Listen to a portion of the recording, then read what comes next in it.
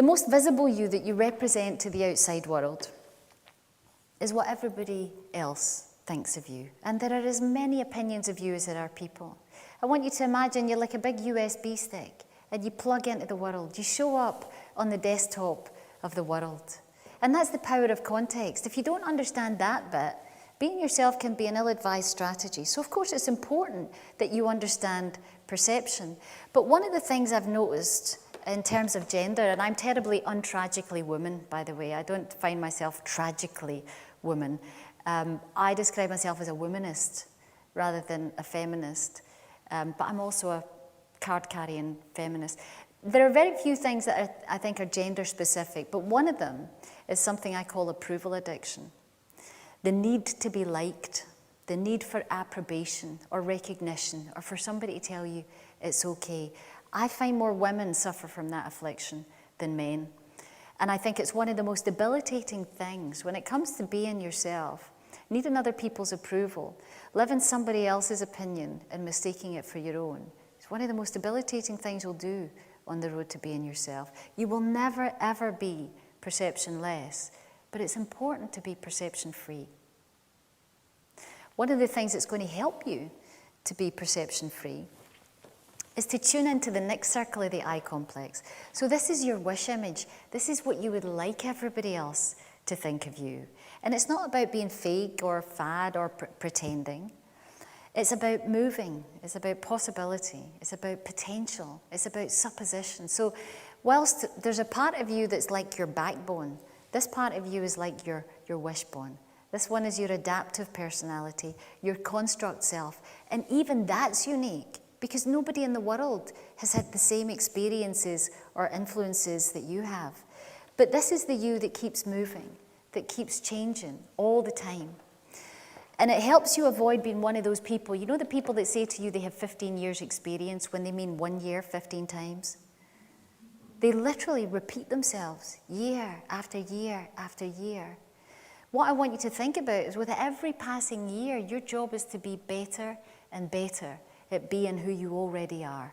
This is not a cosmetic exercise. You're already different. Your job is to figure out how, and then to be more of that. Now, there are certain times in your life that lend themselves to change, that make change quicker, deeper. And I call them intervals of possibility. Now, they're not always as well signposted as this one. But you know, there's times in your life when you come to a bifurcation on the path and you sense that the potential for change is heightened. You meet a stranger in a bar. You get to decide what you're going to do. Your boss comes to you and offers you a new job. You know, what do you want? You want to keep doing the same thing, or do you want this job? And you know that if you make that change, the speed of your life will change.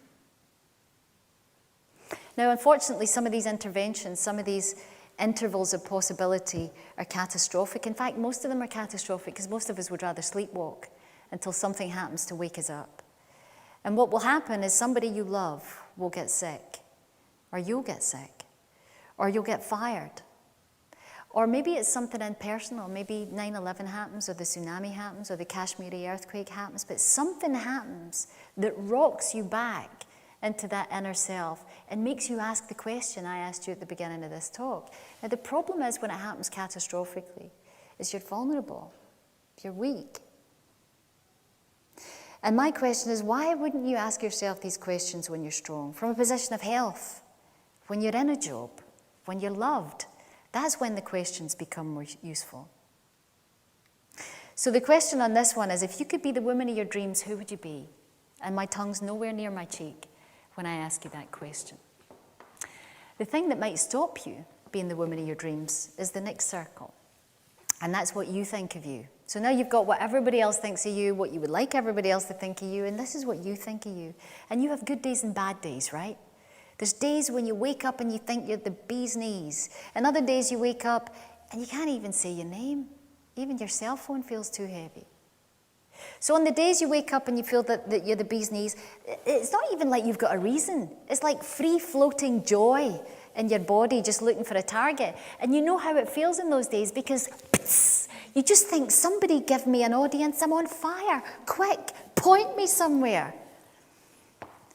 And your hair's fabulous and everything just works. Everything works on those days. But the other days, nothing works. Your legs don't work. Your mouth doesn't work. The word thief comes and steals your entire vocabulary. Those are two extremes of your ego. And one of them is about self-congratulation, and the other one is about self-castigation.